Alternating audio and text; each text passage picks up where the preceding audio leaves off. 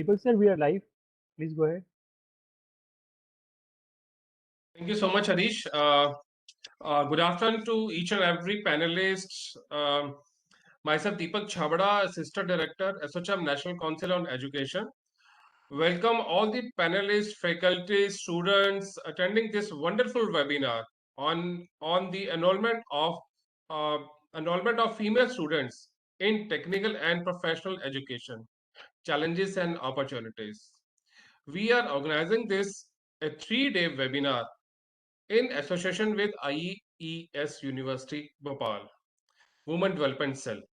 So I would welcome each and every attendee, panelist to this wonderful webinar.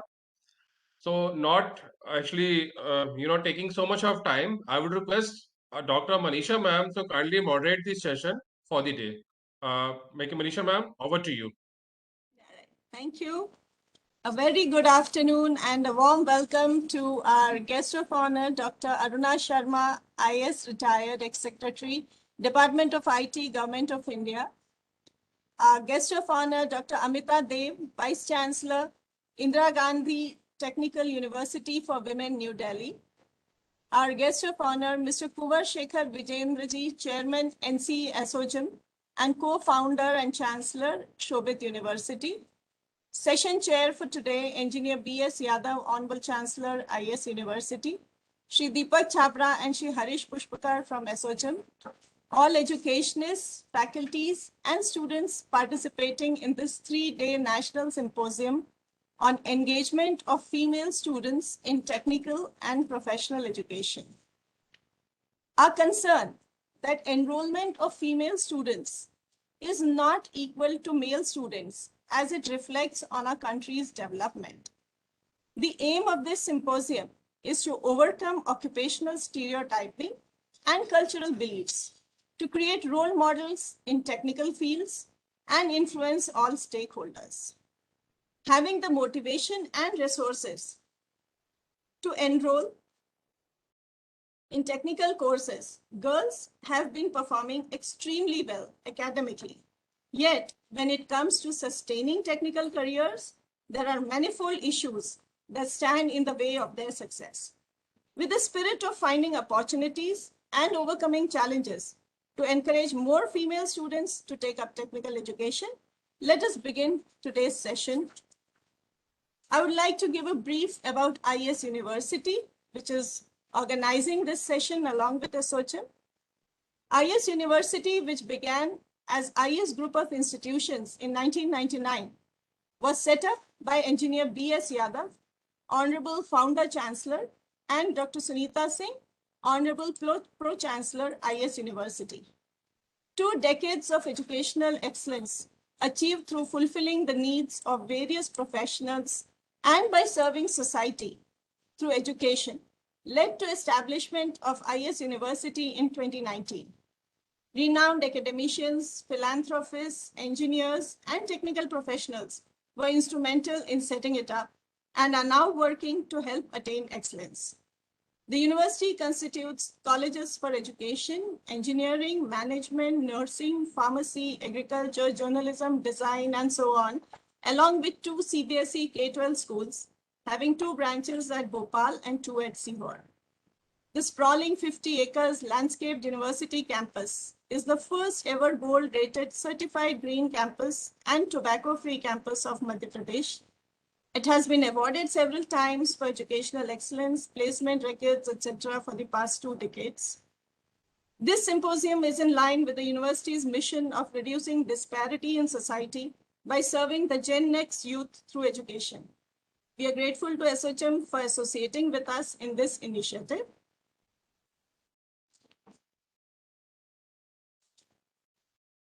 It is my pleasure now to introduce our founder chancellor, Honorable Engineer B.S. Yadav, sir. Engineer B.S. Yadav, Chancellor, IS University, is an engineer by education and founder of the Infotech Education Society, which runs IS University, Bhopal. He holds several esteemed positions, including Chairman of IS Public School, Bhopal and Sihor, and Managing Director of IS Consultancy Services Private Limited, and many other senior positions. He completed his bachelor's degree from RGPV, Bhopal, with a vision and commitment towards quality education and for preparing the best human resources as per the acceptable global standards. He conceptualized and founded the Infotech Education Society in 1999, which has been serving the society in education for the past 2 decades. Under his able guidance, IS University Bhopal has been awarded and has bagged the NET Education Excellence Award, Best Training and Placement Institute, among several others. He's a committed philanthropist and in the pandemic has facilitated IS Hospital and Research Center for providing health facility to the local community and supported COVID vaccination camp of over 7,000 locals. Sir, I request you to kindly accord the welcome address. Thanks, Vanisha. Good afternoon to all the renowned speakers present here.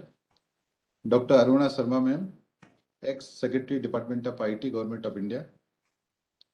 Dr. Amita Devji, VC, Indira Gandhi Delhi Technical University for Women, New Delhi. Dr. Mamta Agrawal ji, Advisor, AICT, New Delhi.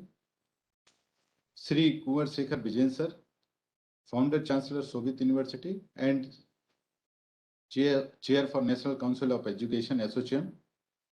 Team ASSOCHAM, Deepak ji and Harish ji, Manisha ji, and convener of this program, Dr. Renu, all the Dean, Principal, Registrar, and HOD of IES University, all the attendees and invitees. I am overwhelmed the presence of you all. Despite lighting the importance of title of this webinar, these all are top achievers and star of the field. India is the world's largest democracy. Higher and technical education plays an important role of the development of the country. As the women constitute valuable human resources of the country, their development and growth in the socio-economic area also set steps for sustainable growth of the country. Importance of women education results in economical and financial development and prosperity of the country, economic empowerment, improved quality life, dignity and honor, justice for rights. Education will allow women to come forward and contribute towards the development and prosperity of the society and country as a whole. For development of the nation, proper financial empowerment and independence will only come through proper education and employment of women in every field and area. So we have to take broad outlook in the field of women education to improve their quality of life. Educated women can look upon the dignity and decency. They become a source of inspiration for millions of young girls and women who make them their role models for the knowledge of their rights and social justice. It would eventually and finally lead to decline in the instances of the violence, injustice against the women. As the topic, I see challenges. Security is one of the aspects to be looked upon crucially for the development of the women. Lack of awareness of parents in rural and semi-rural area, where still 55% of the population of the country resides. There is a need for awareness of parent and stakeholder for appropriate technical and professional enrollment of their girl child, due to remain backward and economically dependent on men. The helplessness condition is created for women, which can be removed through the professional and technical education. Financial matters affect the choice of women towards technical and professional education. Government and corporate body must be together to front footer to take initiatives so that in next 10 years, we can increase the enrollment of women in technical and professional education sizably. Engineering and designing is the area where we can work for the more enrollment. Scope of the circuit branches is more suitable for them for software development and other allied activities. Even in core branches like civil and mechanical engineering, women also have a role where they can work efficiently. Management professional women can be promoted to management professional at different HR position and other areas also. In India and abroad in many companies, the higher position are occupied by the successful women entrepreneurs. Pharma industry is also one area where this enrollment can be looked upon and can be worked to improve their presence there. Similarly, Research and development is an area where we can also think to increase the enrollment. In education, as we know, the school education where majority of the women's teachers are there, but we can also think about the higher and technical education where this number can be sizably enhanced. Aligned to new education policy, 2020 participation of women can be raised in education as a more online education being evolved, so women will be more secured while holding work from home. In our group, we continuously working, taking a small initiative where we can encourage the girls and female students to encourage. In our group, we keep different leadership position for women where they help the student to become source of inspiration for young girls. They also encourage girls to come forward. In normal activity, we conduct the even seminar and other co-curricular activities where we always even keep, where even courses where enrollment ratio is very less, but we always try to keep it 40 and 60% ratio, where we always encourage girls in terms of scholarships, in terms of different certification where they need a financial help, paid certifications. We always keep 40-60 ratio to improve their presence in the system. So finally, I need to conclude to increase the women enrollment in technical education and make them good professional and better for the betterment of the society and nation and world. I would like to thank ASSOCHAM to associated with us for this program, and I once again thanks all the eminent panelists and the guests and the invitees who connected here for this important webinar. Thank you. Thank you so much, sir. We absolutely agree that for the prosperity of the country, the financial independence of its female populace is extremely important.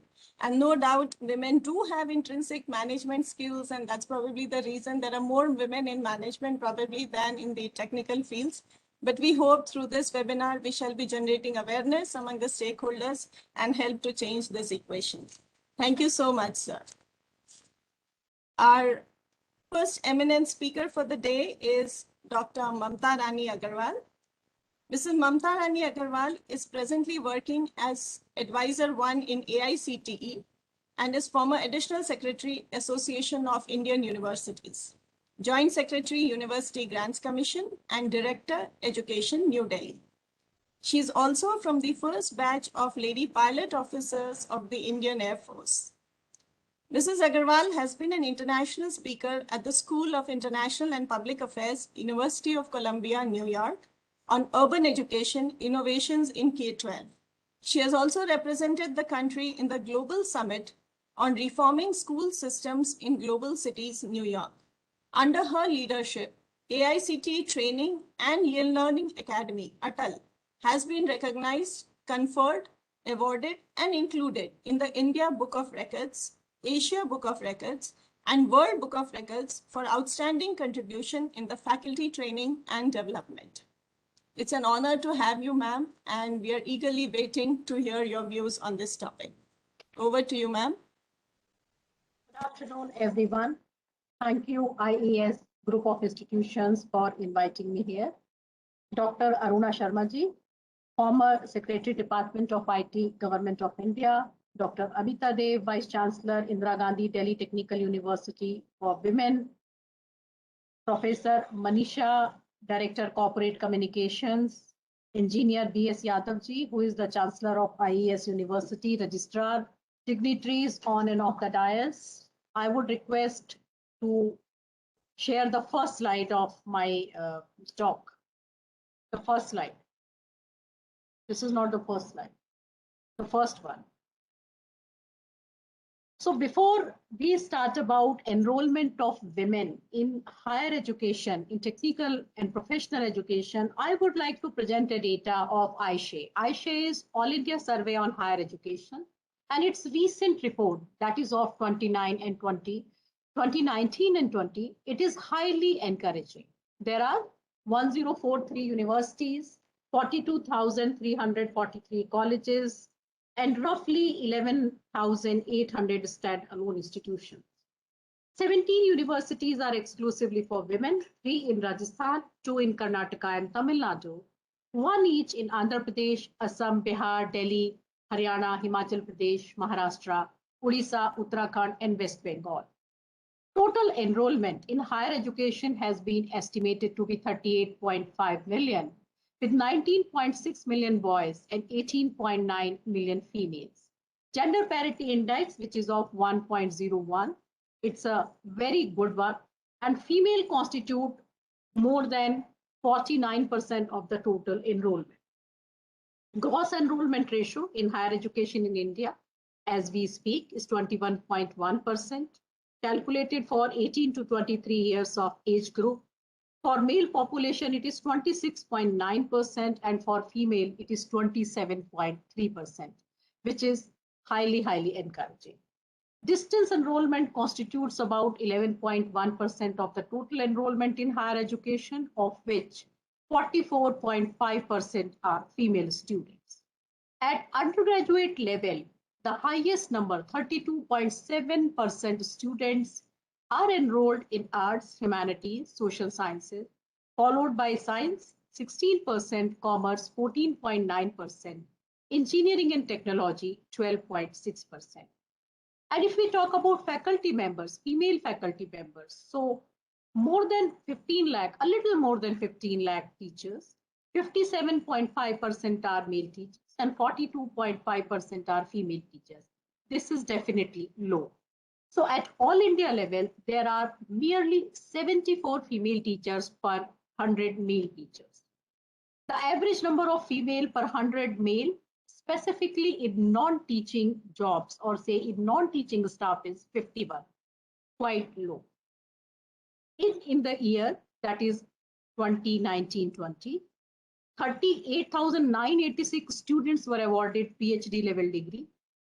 Out of them, 21,577 male and 17,409 female, a difference of roughly 4,000.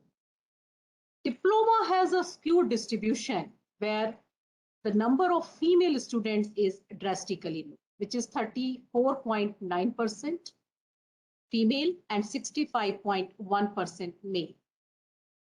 When we compare the international comparability, gross enrollment ratio, which is we are calculating taking 18 to 20 years of population, it comes out to be 31.5% at all India level.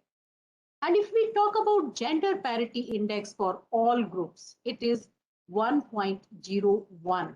It may be seen that female participation in higher education for all groups is 101 female per 100 male. And for scheduled caste and scheduled tribes, it is 105 and 97 per 100 males respectively. So this is the data which I wanted you to capture and I wanted you to know specifically for the context setting reason. Now we are doing well, but the thing is, are we doing well enough is the question mark. And why are we talking about this specific, that female enrollment, students in technology and professional education? So for me, and in my very personal opinion, it is the comprehensive ecosystem of the whole which is setting the context. And yes, I would like you to go through some of the slides which I have prepared and probably would give you a larger, much more comprehensive this thing that, you know, why are we talking about even enrollment at this stage? So areas that are difficult terrains, areas where there are socially, economically disadvantageous groups are there. Areas in rural setting, institutions in rural settings, the enrollment is sharply lower or declined there. So gender equality, which is the 5th goal of sustainable development laid out by the United Nations. And if we talk about World Economic Forum's Global Gender Gap Report 2020, India ranks 112 out of 153 countries and in global gender gap index. Now, why am I talking about it? Because for me, in my personal opinion, the issue is not only of enrollment of female students. I want it to be understood in the overall gender parity scenario. So whether we are 112 or this time at 120, the question is that we definitely require affirmative policies, affirmative action points and concerted efforts to ensure that our women come to the educational institution and education, which is the most empowering tool for women. Well, as Liz Kingo, CEO, UN Global Gender Compact, rightly puts it, gender equality is not an evolutionary process. We have to spark a gender equality revolution. Now, see, we all often debate that, we have been doing what our grandma was not doing, or we are doing what, our ma was not doing. But is it enough? We need to understand it in the whole context. Next slide, please. So when you really look at it, this is ASSOCHAM report, and all of you can look at it. What is the stream-wise distribution of undergraduate enrollment? And it very categorically puts into perspective as to, in some of the branches, and if you go through the report much more seriously, like metallurgy, branches like civil engineering, branches like mechanical engineering, the gender parity index and the ratio is further skewed up. It means there are certain jobs, there are certain areas where we feel that women are not suitable or not found appropriate enough to be working on those specific domains or those specific areas. If we talk about the emerging and thrust areas like Internet of Things, like machine learning, like artificial intelligence, like virtual reality, you will find the participation of women is almost quite dismal, though they have been really doing quite well at undergraduate level in computer science, in electronics, and so on and so forth. Next slide, please. This is ASSOCHAM report specifically about BTech and BE, that is our technical education. So BTech has 21.48 lakh enrolled students, 71.5% are male, whereas female students are 28.5%. If you look at our Bachelor of Engineering, 14.9 lakh enrolled students, 71% are male students. Diploma I have already covered. Now let's come to the teachers, that out of a little more than 15 lakh teachers, 57.5% are male teachers and 42.5% are female teachers. And trust me, availability of the same gender faculty members goes a long way in ensuring that more and more female students are enrolled.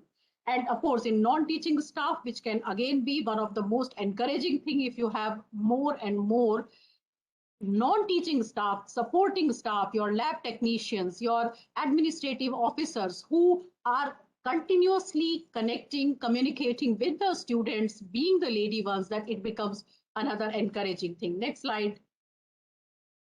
Gender gap in science, engineering, and technology. If you really look close to Russia, even countries like Mongolia, or if you look to the left, countries like Bolivia have been doing much better than us. And when we talk about that 60.56% colleges are located in rural areas, then definitely these are the colleges where enrollment is much lower.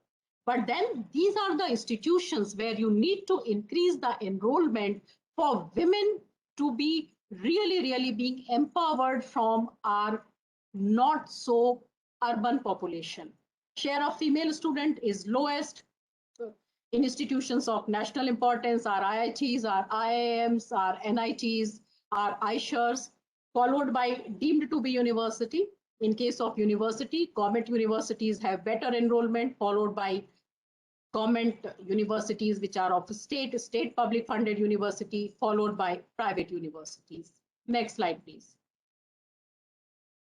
Number of PhD awarded. If you really look at it, that women, how the total number of PhD awarded and how the percentage of women. See, this is the Ministry of Education Survey 2020 shows very encouraging reports as compared to the faculty-wise doctorates awarded in 2016 and 17. So there are green shoots, and those green shoots are doing quite well. Those green shoots are actually being developed quite fast and with a good speed. So I think this is something which we really look forward to. Next slide. You know, this I really want you to understand and read it. Leelavati's Daughter is a very famous book. It's a compilation of essay by hundreds of women scientists and people in STEM education in India. It is published by Indian Science Academy. And just see some of the responses, some of the extract which I have taken from there. What do women have to say? That my husband did not want me to go away from a long time, but somehow I convinced him. I got married, and I wasn't too keen to get married, and I had to fulfill my parents' wishes. So, you know, this is a cascading impact. When you know that even after doing doctorate or postdoctorate, you are sitting at home and you may not really be doing justice to the education which you have received. And also that, you know, all the money, which is actually the government money, which is funded by the government, is going waste. Would the entire ecosystem be encouraging enough to take you in, to embrace you? These are some of the questions I leave for your better judgment. Next slide. So what are the difficulties which are faced by women in STEM? So whether you talk about science and technology, or you talk about engineering, mathematics, professional education, so isolation in and outside the profession. Generally, there are hands-on, experiential, long job trainings, long laboratory practicals are involved, where many a times you may find that not enough women are there. So there is an isolation within the system, within the ecosystem of working, and even outside the profession. Balancing work and family life. We have Amita ji, we have Madam with us, Aruna ji, and I can see smiling lady right there, Manisha, that we all can understand, you know, that the kind of pressure it puts in when we have to balance our entire work and family life. For some career tracks in science, it's a long training period. There can be training which can be outstation trainings. There can be practicals which may involve long commitment to it, biases, implicit and explicit biases, and sometimes absolutely hostile workplace. There have been committees, and if you understand why all the ICC committees have been constituted, the reason has been those prevalent implicit and explicit biases. Evaluation in professional settings. Please go back. When we talk about, it is a fact, it is an established fact that men publish more research papers.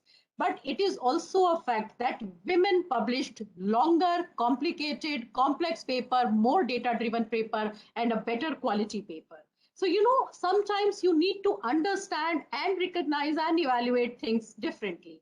Lack of recognition, many a times proper recognition may not come either from the management, from your own peers, and from others. Harassment, of course, you know, harassment has been a part of a patriarchal society, but these issues are being talked about and changes are happening. Next slide, please.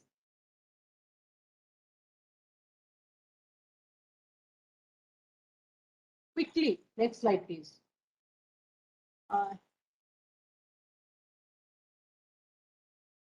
This, I just wanted you to a little more data that, you know, how in engineering as compared to, you know, what is the base rate? Barely 7.9%, in chemistry, 8.5%. That is the ratio of the faculty base rate ratio. Next slide.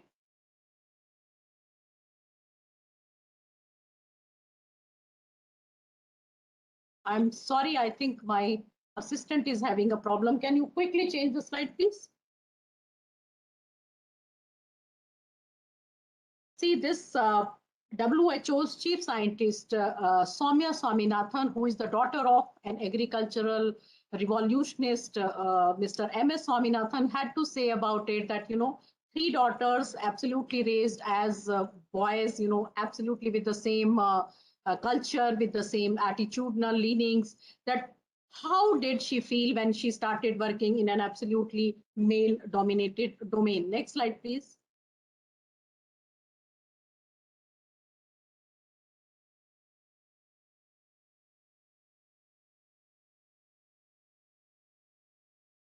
Give me a second. I would just, okay. What does it take for a woman to succeed? You will realize that always for navigating the right choice, the right career, early and continued family support, support from mentors, peers, and collaborators, and institutional support. Without spending much time, I quickly have a slide for each that how can the enrollment of women be increased by using these. Next slide. So when families are central to how women navigate their career. Formative years, important of self-worth. Always treat your boys and girls with equal standards, equal values. If the time set for your boy to come home is 6 o'clock, your girl also can come home by 6 o'clock. If after coming back from the school, if a girl is supposed to put the uniform back and wash the utensils after having lunch, the boy should also do so. If you want to create a culture where both men and women can enroll in both kinds of education, nurture their interests. Stop telling your daughters, you will be good in home science, you will be very, very good in your music and dance, and the best of the scientists have been, some of the best of the chef in the world have been women. Let them find their own paths, even if it is slowly. Don't impose a life or career plan. Resilience and flexibility helps. Support needed, not in early years, but in time to come. Zero tolerance for harassment. Don't expect to be a superwoman. Prepare boys for education, work, home, and quality. This is absolutely needed. Another one, please. Next slide. See, you need to have mentors, peers, and collaborators. You need to create, even in your university, IES university, you can create these people. And mentors can be men, women, anybody, can be your own boss, can be a teacher from the next department, can be your neighbor, can be your grandmother, anybody. But then, women need to be guided. They need to be told they can do it. They need to be assured they are safe in your surroundings. In case you want that, all the women enroll in your institutions. And preferably, if you are located in a rural area, if you are located in a northeastern area, if you are located in a tribal area, try to have role models from the same community, from the same indigenous community, who can speak their language, who can understood as to what kind of difficulties are they facing. You need to be supportive, and maybe sometimes having a little different standards, it really goes a long way. I would specifically talk about what institution can do it. Next one. Safe, clean, affordable hostel facilities and hygienic toilets. If you have 5 floors, don't expect that, a girl toilet should only be that, because there are lesser number of girls only on 1 floor. So at least 1 boy and 1 girl toilet on each floor. Financial assistance through fee waivers and scholarships. Bridge and flexible course options. If a girl is not good in English and you are teaching continuously in English medium, she is bound to drop out or may not even take admission in the next course. So have those those flexible courses. Now, because you have technology, have hybrid mode, blended education, where practicals on campus and at home you can teach all theoretical concept. That way you can even reduce their fee because they don't have to come. Mother tongue learning and assistance. Support dual career couples in hiring practices. If you have husband and wife, both are teachers, by all means, keep them at the same campus. Make sure that, they are supported. Ageism in hiring. Many women take sabbatical and, they take long hiatus from their career. But when they get back, if they have published quality papers, if they have done phenomenally well, by all means, even if they are 2 years older, take them. Because you need quality teacher, not a male or a female teacher. Housing for couples, good daycare, that is, daycare for their young toddlers, their children. Excellent takes many forms. Recognize and appreciate women. Improve the workplace environment. These are the things, and from the point, support dual career to improve the workplace environment is a very famous study by McKinsey done in support of World Economic Forum. It goes a long way. Small musings for ladies.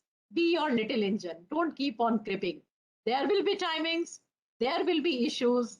You will still have problems. But it's not that at all the times we crib. We have to deliver each time with those difficulties. Don't fear failure. We all will. Each time you become a failure, get up, get back, do your best.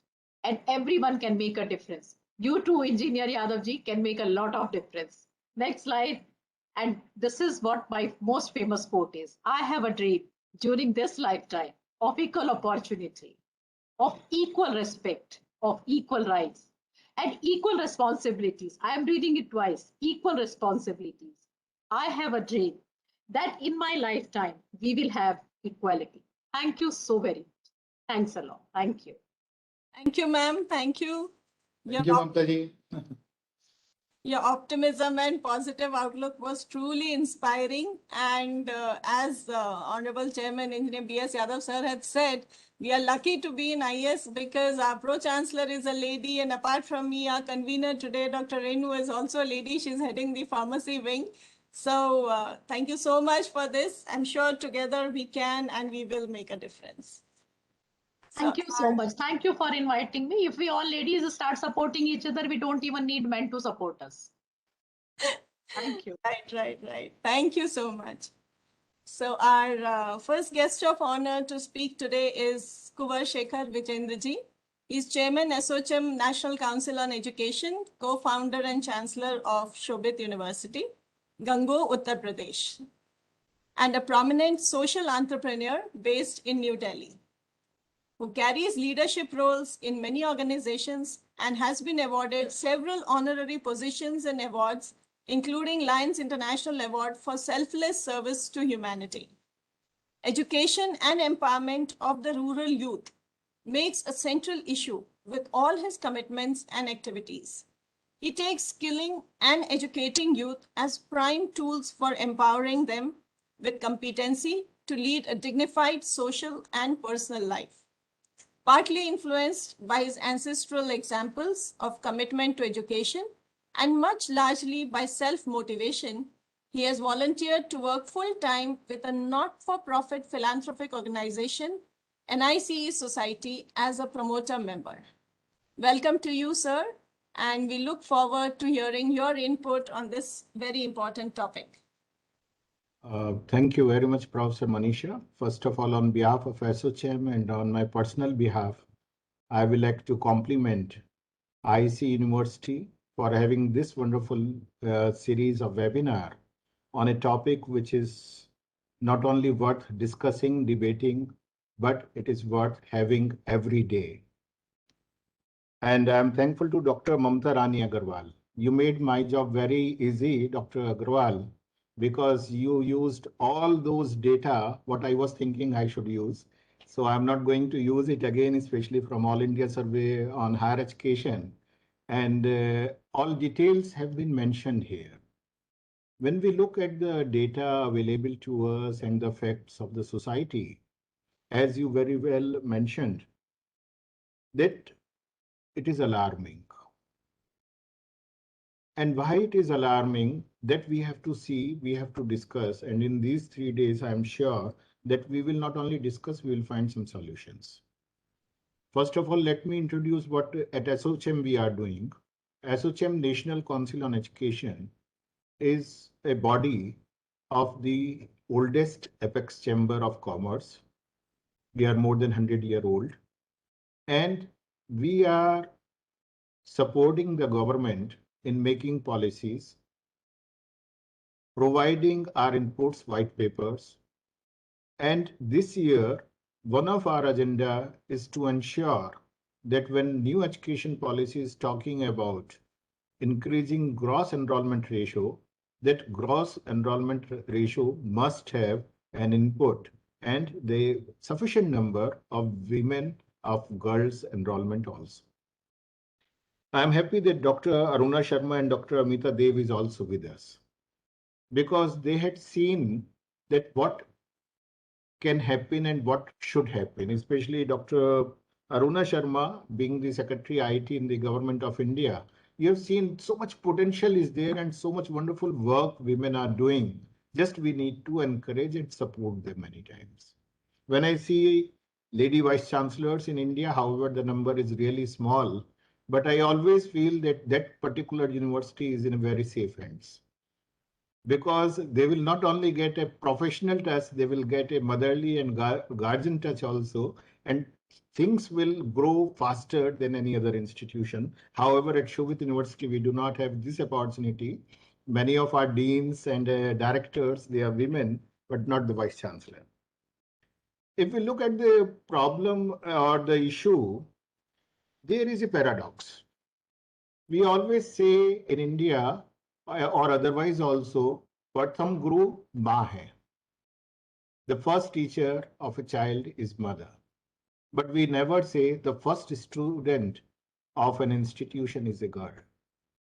In our families also, we do not say the girl should be the first student. If there are a boy and a girl, and some economical challenges are there, so definitely 90% of the families, they feel that they should give this opportunity to the boy. So historically, or if we look, we had always been very advanced, very progressive. Dr. Mamta was mentioning about the ranking of India based on SDGs, on gender equality and other things. We may be very low, but if we look at historical facts, we had been always very high on the same. What we have to do on that? When she was talking about SDGs, I look at all 17. So everything is directly, indirectly concerned with a woman. United Nation reports, they say that teaching and empowering a woman is the most effective way to improve lives and health of the family as well as of the society at large. SDG 3 speaks about good health and well-being. I always believe that if our girls, they are empowered, they are educated, women is educated, then this change will start coming. SDG 4 speaks about education again. Yes, we have to work in that direction and we are working. I'm happy at IT University also, IS University also, as well as many other universities, a lot of efforts are happening in that direction. If I come back to the topic, enrollment of female education in technical and professional education. Dr. Mamta Agarwal, she mentioned about the data. The Chancellor of the university also mentioned about some of the data. I was also trying to find out some of the details. In engineering and technology, what is the number of the female students? It is 29% as per the ISHE report, last report. And why it is so? And if we go in the details of this 29%, again in core engineering programs, this number is practically negligible. Maximum of the girls are in applied areas. Computer science, IT, biotechnology, maybe biomedical, maybe some other allied areas, but not in core areas of metallurgy, civil engineering, chemical engineering, and all those. Why it is happening? Because education has become not as a tool of empowerment. Education in our society has become a tool of employment. And this thing we have to understand. And the moment when we say that education means to become employable, instead of telling that education means to become empowered, then suddenly we start linking that what a girl should study, where she can get easy employment. I think holistically, we have to look into this problem and we have to address this issue very effectively, and we have to work on that direction. My previous speaker, she mentioned about rural educational institutions and the challenges over there. We have two universities in Uttar Pradesh. One is a deemed university, which is in Meerut, and second one is a state university, which is in a small town of district Saharanpur called Gango, my native place, which has a rural background. I have seen there, if you provide an opportunity to girls with a wonderful educational institution, a possibility to learn, then the number of enrollment, it increases more. I've seen that in the rural areas, maximum time, the families, they do not want to send their children, especially girls, outside the district, outside the vicinity. But if institutions are there, then definitely they love to send. I have seen in last 20 years in our institution that change. That change is not only in a specific caste. I have seen the people of certain caste, I should not mention the names, where there was no education at all. It was considered more or less as a crime. Oh, ladki ko padhayenge? No. How come it is possible? That I have seen that once our institutions started there, universities started there, change started coming.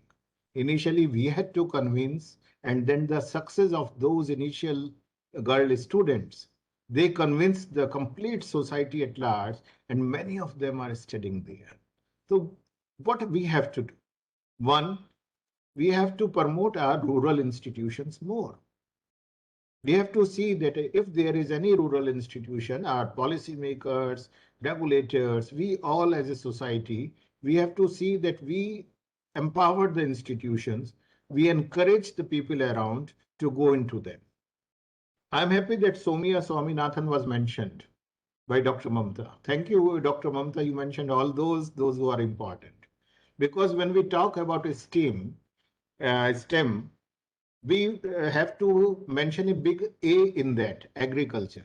If we go to rural areas, the number of women working in agriculture sector is more or less 100%. Every woman in farmer's family is working in the fields. They are entrepreneurs.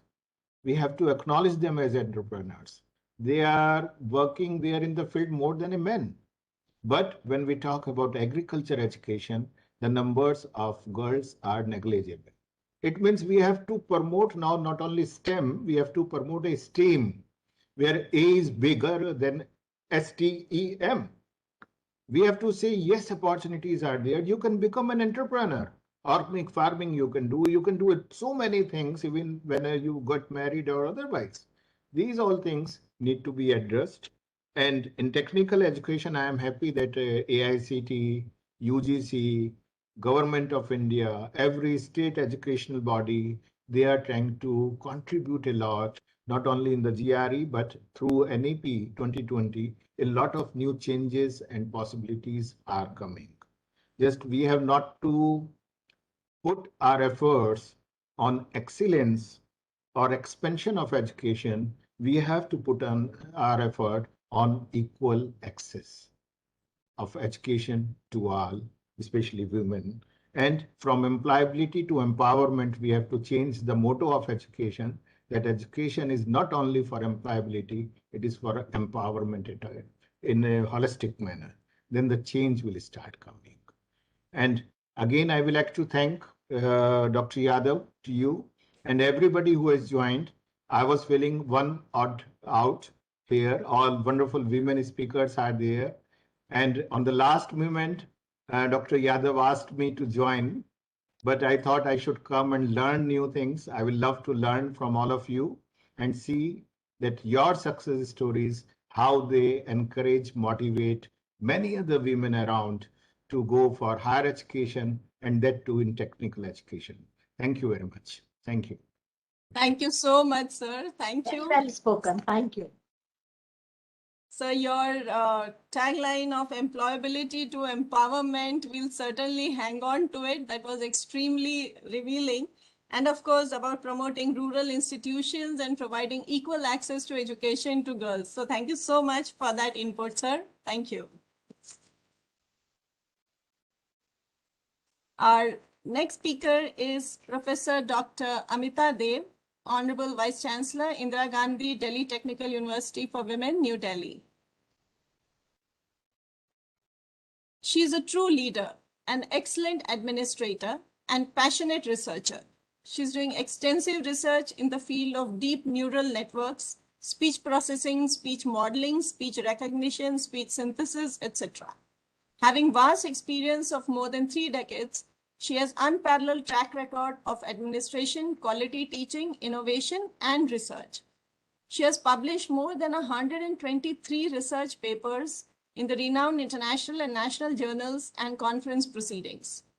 She is an avid speaker, a great motivator, and has been invited at various national and international forums.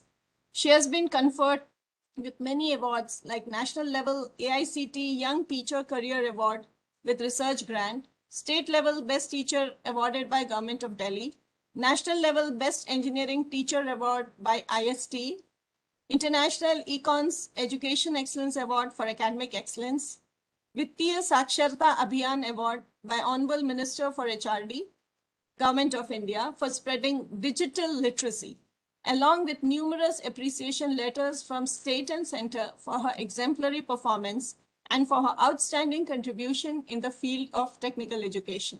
Definitely a role model. Ma'am, we would love to hear you speak. Over to Professor Dr. Amrita Dev. Thank you very much. Eminent panelists, renowned academicians, delegates, ladies and gentlemen. At the outset, I must appreciate IES University for organizing symposium on a very important topic, that is enrollment of female students in technical and professional education, challenges and opportunities.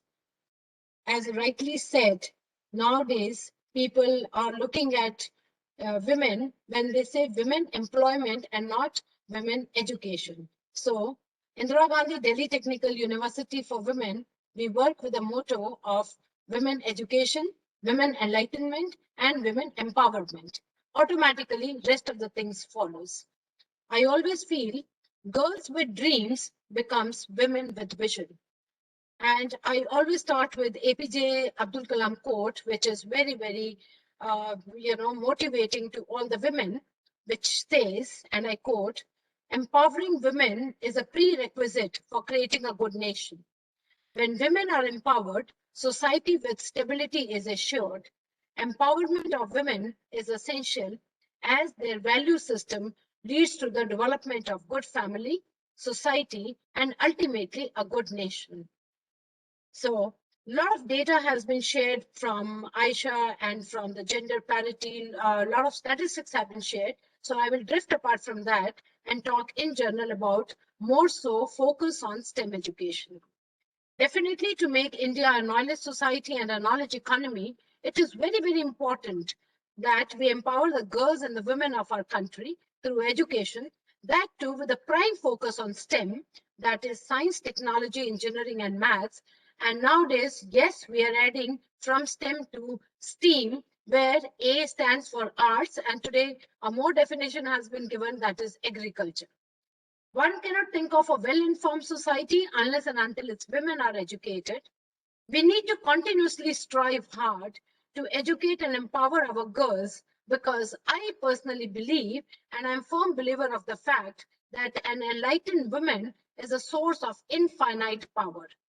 Women make 50% of our world population. Given this, by not educating or empowering the girls, we are not only damaging India's economy, but also depriving ourselves from the skills, talent, and experience of women workers. Similarly, by not preparing girls for their career, by not hiring qualified women for the higher positions, somebody said vice chancellors, yes, a skewed number of vice chancellors. And a very interesting fact also came to my knowledge, that in USA, the vice chancellors, women vice chancellors, are paid less than the male vice chancellors. It's by default, they are paid less. So I personally feel that by not hiring qualified women for various job positions in corporate, government, social organizations, and other societal entities, we are missing the opportunity to advance the wellness of our society and our nation. As far as India is concerned, if women took part in labor force at the same ratio as male, India would add 23.5 million workers in its workforce. However, India seems to be sliding backward in this respect. In 2005, Indian women labor participation was 35%, which is low, and it slid down to 26% a decade later, and further went down to 20.3% in 2019. So these are some of the things which really makes us worried. Bridging the gender gap needs a facilitative ecosystem, and a lot has been spoken about it, and an empathetic understanding of gender issues to create conditions for girls to take up innovating and rewarding careers, especially in the STEM education. As the world becomes a knowledge economy with research and innovation as a key to progress, a fair representation of women in science, technology, engineering, and maths is very, very imperative. Why girls are less in STEM? Girls are invariably treated that they are very, very fragile, biologically weak, not very intelligent to take up STEM.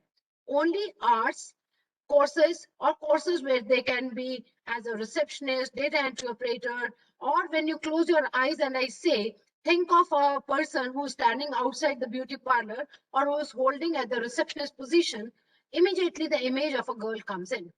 Similarly, if I say that close your eyes for a second and think of the best doctor in the India, immediately a male image comes to our mind. So these are the stereotype, conventions which we live with. So it is treated that the girls are usually fragile, they are weak, and they're not very intelligent, which is very, very wrong. I really appeal that we should come forward and ensure that every girl in our country leads a life of dignity and opportunity. I feel we all need to put concentrated effort to ensure gender equality. I really salute Desh Ki Beti and their accomplishments in various fields. Definitely, government and states have undertaken many initiatives that focus on empowering the girl child, including access to education, better healthcare, improving gender sensitivity, and so on and so forth.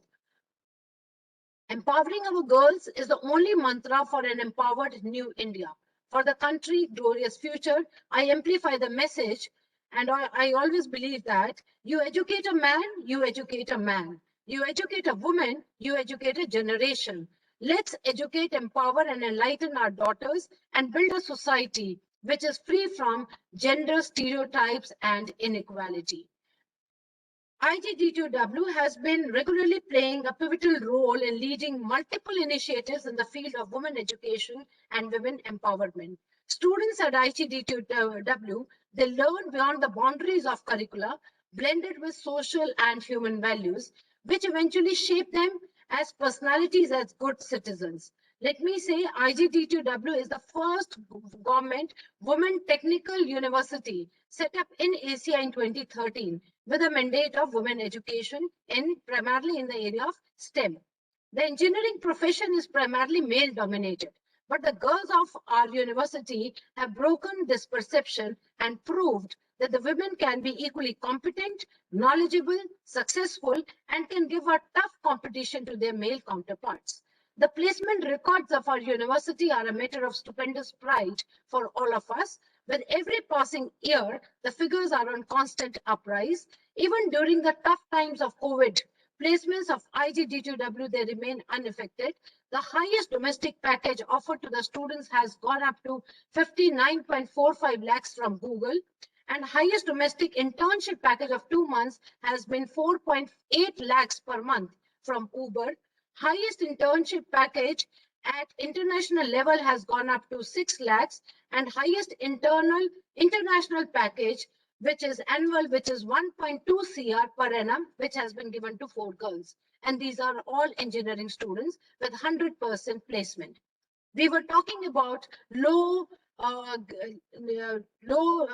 enrollment of girls in fields like mechanical. Let me share it with pride. At Indira Gandhi Delhi Technical University for Women, we have a department which is Mechanical and Automation Engineering Department, where I witness 100% placement every year. So girls are doing exceedingly well.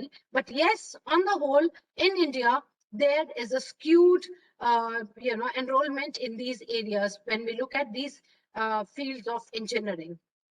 These girls in IGD2W who are studying, they're very, very lucky as their parents, family, society supported them to realize their dreams. But what happens to those girls who wish to study further, but they have no support, no guidance, and they're deprived from realizing their dreams?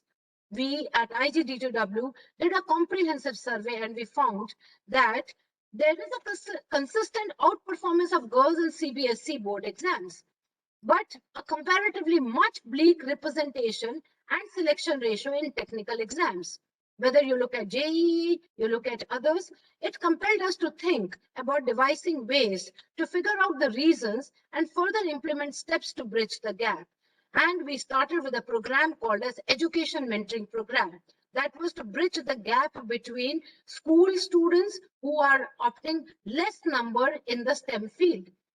Education Mentoring Program was launched to reduce the dropout of the girls in STEM due to various circumstances and challenging, unstable financial conditions, lack of information, inadequate support, shortage of resources, lack of guidance. The dedicated team of IGD2W addressed these issues by curating an exceptional framework on one-to-one mentoring program. Having more girls from STEM education will increase inclusivity in research and innovation. By taking this initiative, I am very pleased to intimate that every student studying at IGD2W, by this time we will be having almost 4,500 girls pursuing STEM field in undergraduate, postgraduate, and a doctorate level. Every student is doing a hand-holding to 5 girl students of the Delhi government school, and hence they're mentoring these girls, clearing their doubts, making them feel that yes, if Kalpana Chawla can do it, you can also do it, helping them in all and every field. Besides this, we also conducted another survey where we found that the girls' participation, primarily at a master's level and at a doctorate level program, it goes down because of various reasons. I will not repeat those reasons. It has already been articulated very well. So in order to boost their participation at master's level and at a doctorate level program, various initiatives we have taken at IGD2W. We are providing a financial assistantship of 7,500 rupees per month to every student at a postgraduate level. Stipend to the full-time PhD students, which is 10,000 per month. Besides a IGD2W junior research fellow and a senior research fellow, which amounts to 35,000 per month and 45,000 per month. Then, to boost and foster a culture of research and innovation, I'm very pleased to note, and you will be happy to note, that we have outstanding research awards with a prize money of 5 lakh of rupees, which we are giving to our students who are doing exceptional research.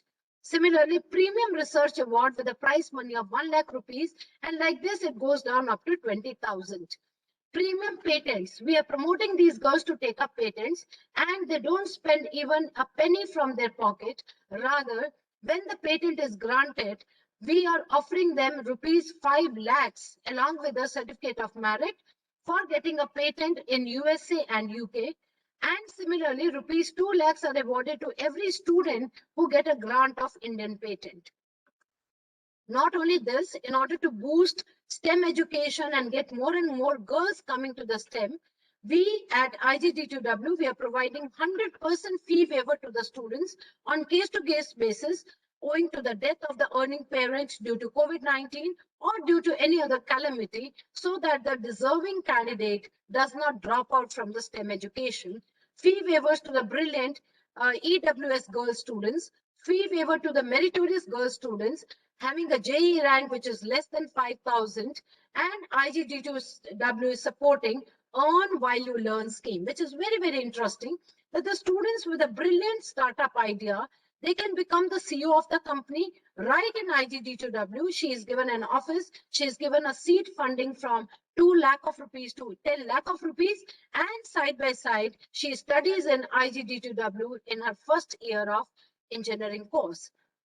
So we were talking about, these are the various initiatives which we have taken at IGD2W. We were talking about rural and the tribal belt, where almost 25,000 colleges and institutions there at rural area. And another fact remains is meager 500 students enrollment is witnessed in these rural and tribal areas where these 25,000 institutions are there.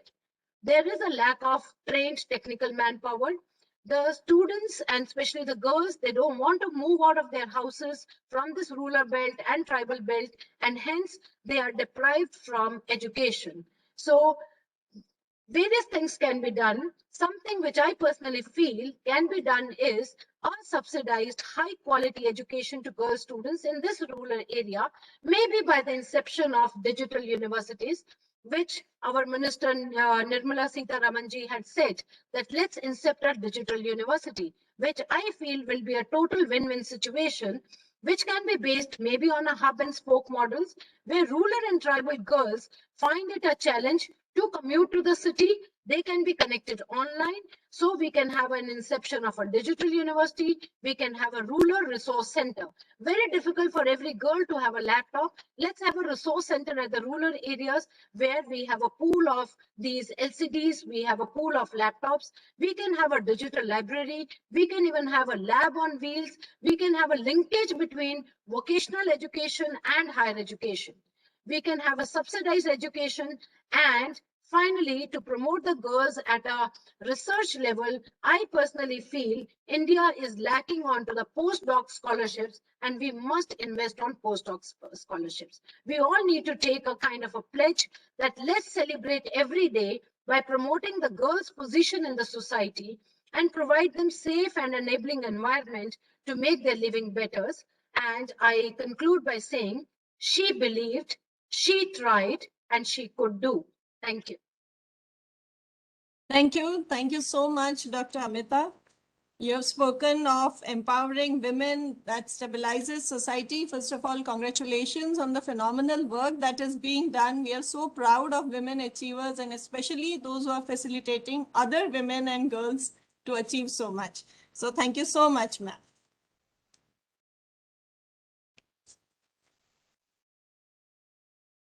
Guest of honor today and the final speaker for today, Dr. Aruna Sharma, IAS, retired, ex-secretary, Government of Steel and IT, Government of India, board member, MFIN. She is an IAS officer of the 1982 batch MP carer and retired as secretary in Steel and Information Technology, Government of India. She has always been focused on a holistic approach to establish a system in all her postings for ensuring sustainable quality outcomes. She was Information Technology and later Secretary Steel in Government of India. She was instrumental in bringing a holistic approach which has visualizes and drafted the national steel policy and also a clear policy on preference to local manufacture that has enabled complete. She is a fellow with University of Bath in UK and working on accelerating the success and sustainability of SDGs by resorting to common household database. She is alumni of Harvard Kennedy School. Her forte is tech and fintech, digital world, and environmental issues. She regularly writes for Financial Express, Economic Times, and CNBC 18. She is director IT and fintech companies and in the board of SRO and microfinance MFIN. She has 2 books released by UNDP and FAO and has published her work on food security. Her latest book is You at Game Changer, and her article on the Samagra Anti-Poverty Program in Madhya Pradesh is also accepted for publication in Development Policy Review. Ma'am, it's an honor to have you here with us today, and we would love to hear your views on this topic. Over to you. Thank you. Thank you so much for such a long introduction. Let me at the onset thank Vice Chancellor B.S. Yadav, who has very successfully organized this show and the right focus for getting more and more girl students into the technical education and in future to the employability. I also thank my co-panelists where Dr. Mamta brought out the database is absolutely clear and highlighted the issues. That is the problem area. So I'll not be touching them at all. And then, of course, the Kanwar Shekhar has rightly pointed out about the agriculture sector, which requires maybe not the agriculture university level education, but maybe a step below, something similar to ITIs, what we have in the technical education for them. Then, of course, Dr. Amita Dev has shown the way how handholding can be done by student to student, peer to peer, taking them ahead by financial and encouraging support to take them to the higher echelons as we move ahead. Having said that,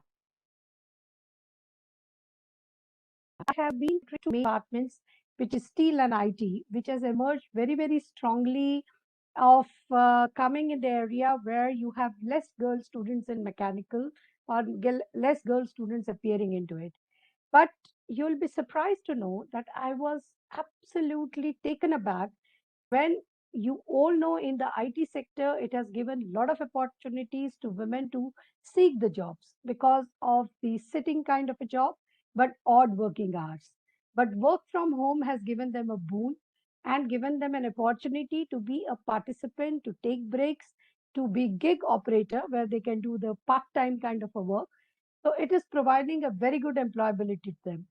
Another very, very surprising thing which I found was in the steel shop floor. Lots of girl technical B.Tech students are into the steel manufacturing sector. And when I was talking to them, I said, how come you have adopted to the shop floor duty? And one of them answered very smartly that now automation has come, so it does not require so much of brawn power than the brain power. And that made the difference. Plus, all the steel industries have, the social life as well as the residential areas to stay in. So that take care of a walking distance to the plants or to the steel mills or to stay there, as well as the students' education, neighborhood is taken care of. So what I mean to say is the girl students should not be apprehensive that these are the no-go areas and they can go ahead with it, whether they are going for the mechanical or IT education. And you are seeing more and more women coming into it after qualifying, after acquiring the things, but there is also a fallout who decide not to take a sabbatical maybe for a number of years and later stage in life they want to join the workforce. What Dr. Amita very correctly pointed out, the declining trend of the women participation in the workforce is a cause of worry, and that needs to be dissected completely. One will have to really work upon as to why this kind of a dissection is important and why is this workforce participation coming down and why women is sort of stepping back into it. If you look from the agriculture sector or the construction labor sector, it is the women participation which is much more. So unorganized, you have a huge number of women participation, but that they need skilling. So if you look at the number of enrollment at the school level, their performance, they are outsmarting. If you look at their participating into higher education, they are competing. If you look at into the technical education, yes, there is a lot to do to encourage them. But if you look at the new avenues of employability, you will find them, they are emerging very, very well and very, very strongly.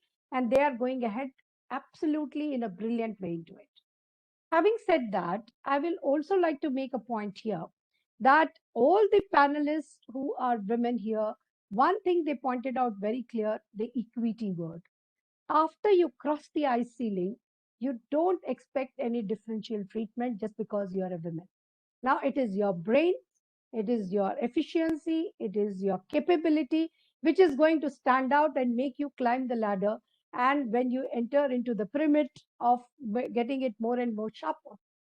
And that is what has made the difference. So if you see the women who has broken the ice ceiling, that has been the differentiating factor.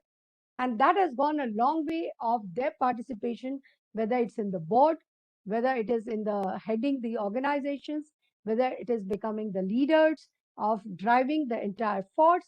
And that point has to emerge very, very clearly and has to be imbibed into this women that yes, there is a hand-holding needed from family till you do the education. But once you break the ice ceiling, you have to be on par, you have to move ahead, you have to prove yourself based on your capability. Maybe sometimes if you are entering into an entirely new field, it is you have to break the ice ceiling. But then after a stage, people start looking you whether you are a man or woman.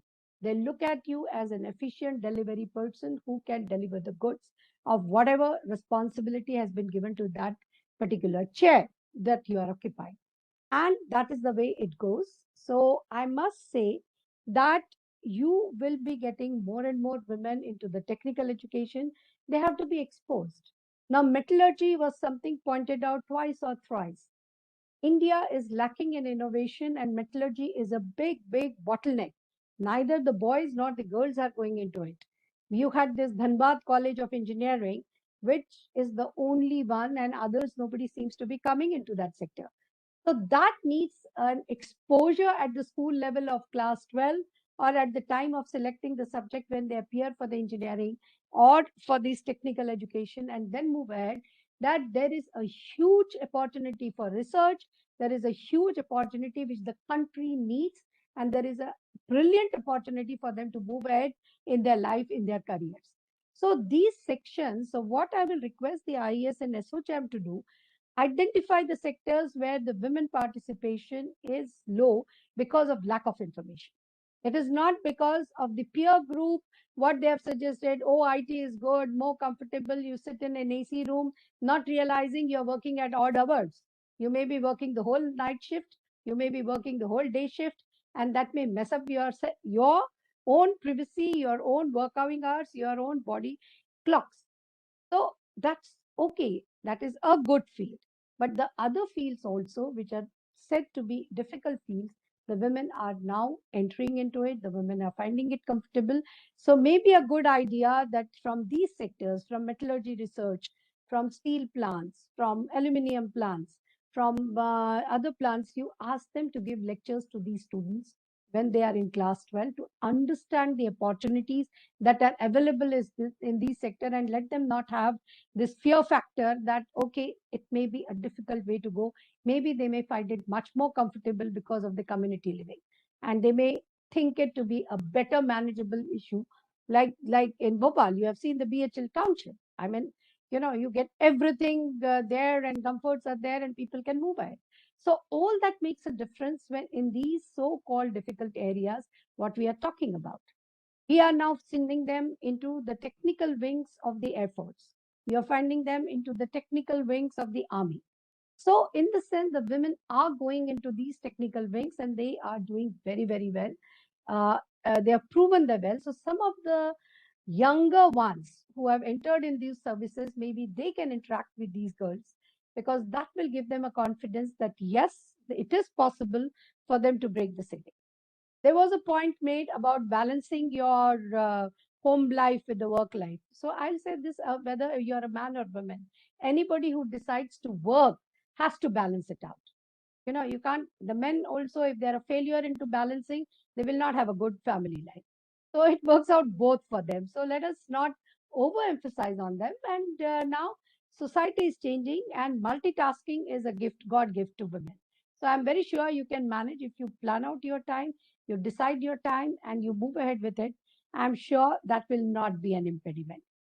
So at this point, I would like to thank all the panelists for beautifully pointing out the status where the women participation is today, and taking the initiative by ASSOCHAM as well as IES, the Vice Chancellor, and beautifully coordinated by Professor Manisha, that how you are going ahead with this whole thing, how you are moving ahead with it.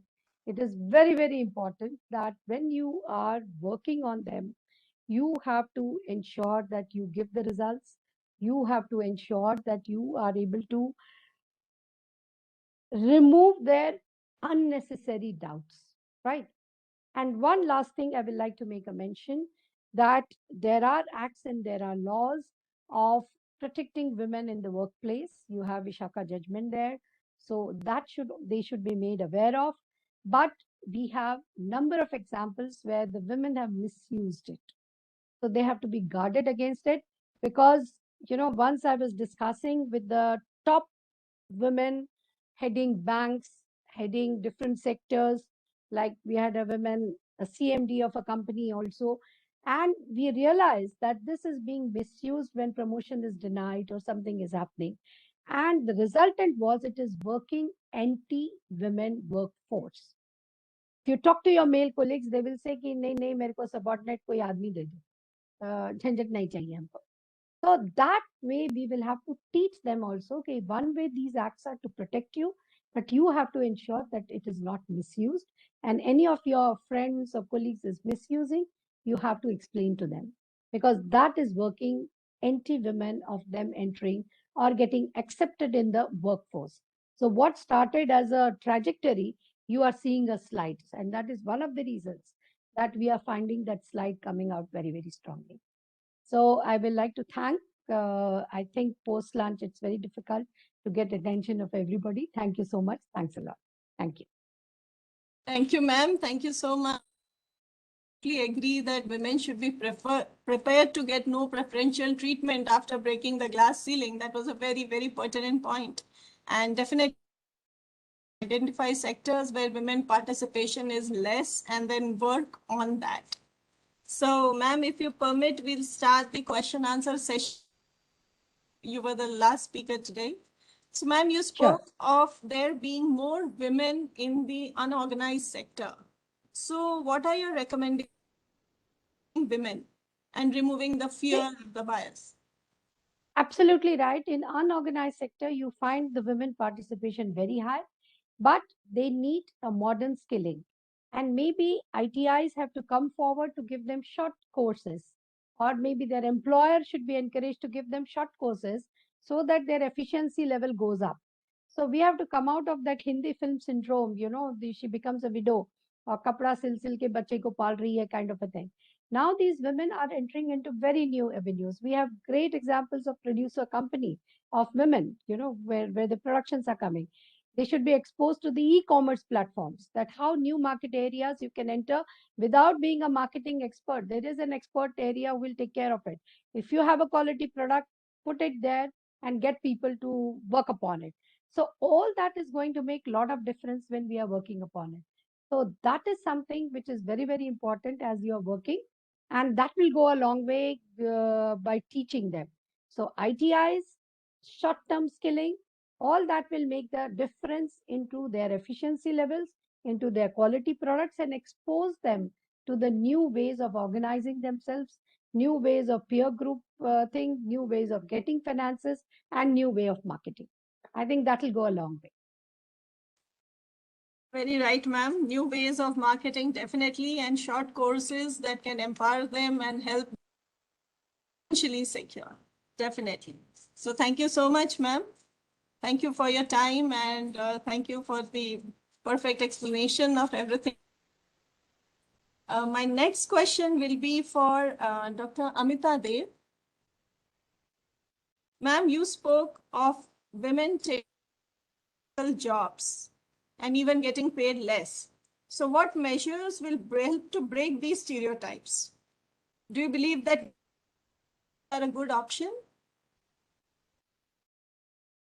It has been seen that women at times they are paid less, though they are equally competent. It's a mindset. It's a patriarchal society. So we need to change this mindset.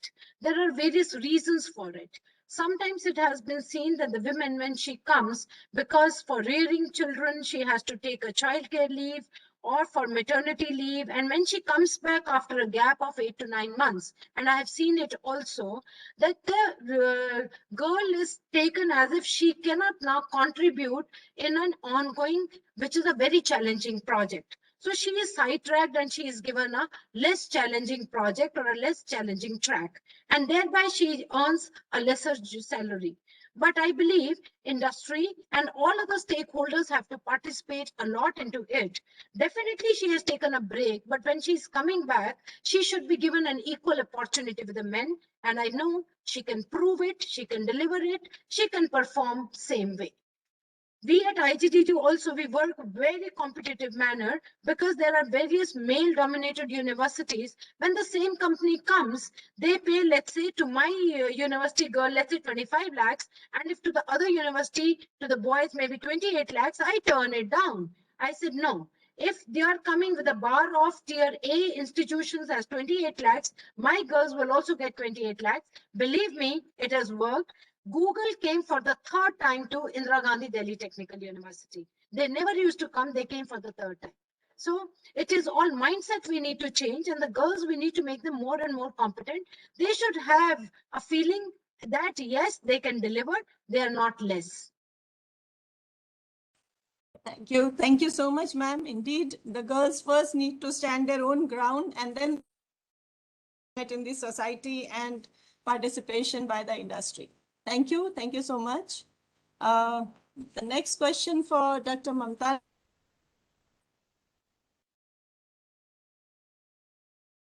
You spoke, ma'am, of distance education and that enrollment is hard distance education.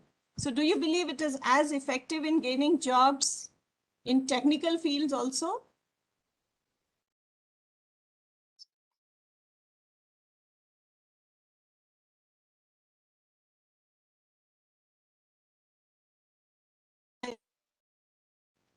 Dr. Mamta Rani doesn't have net.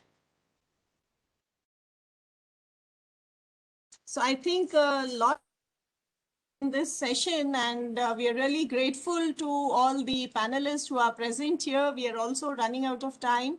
So we have our University, Dr. Jyotiram Savle, sir, and I request Dr. Savle to kindly propose the vote of thanks.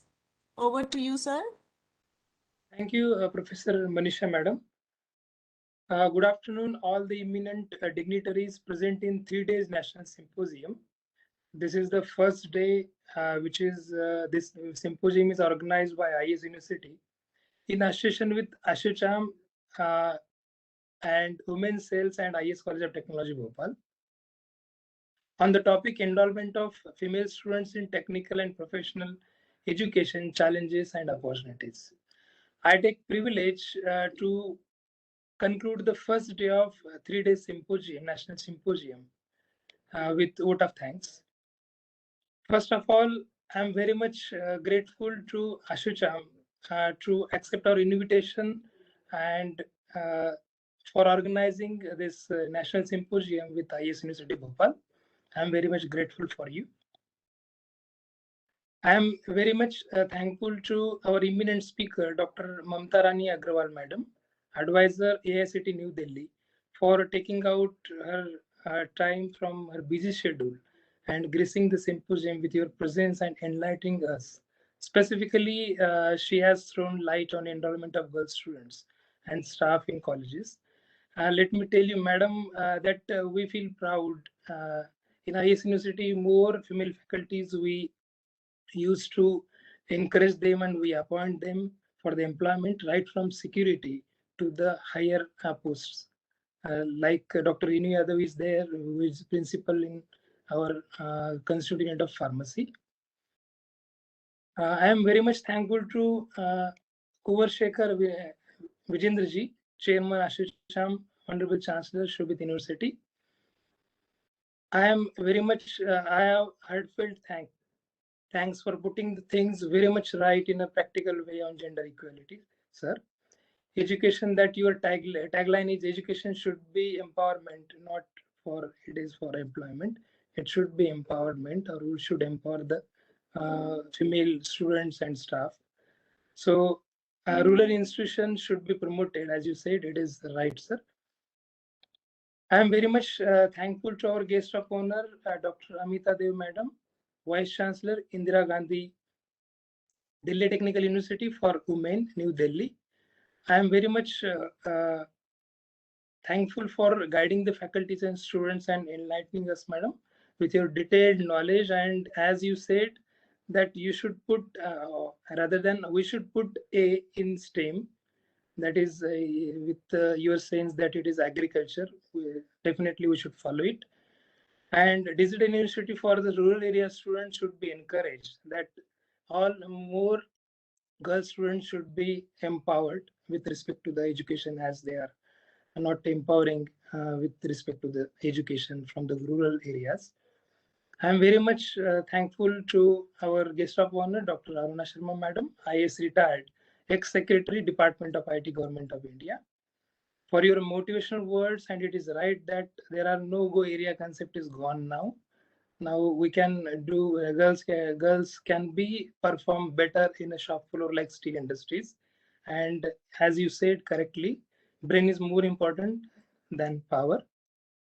I am very much thankful for our Honorable Chancellor, sir, Engineer B.S. Yadav, sir, for taking up such initiatives for promoting the knowledge and spreading the knowledge and keeping this very much topic which is burning and which is very much important with respect to the female students enrollment in technical and professional education.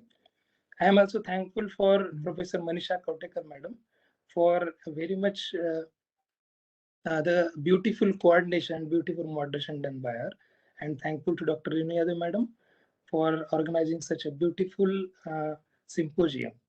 And thank you, everyone. Thank you very much. So much. Thank you to all the guests, the panelists, the attendees, students, educationists. You can keep tuned, stay tuned. Have day 2 of this symposium. Thank you so much. Thank you, ma'am.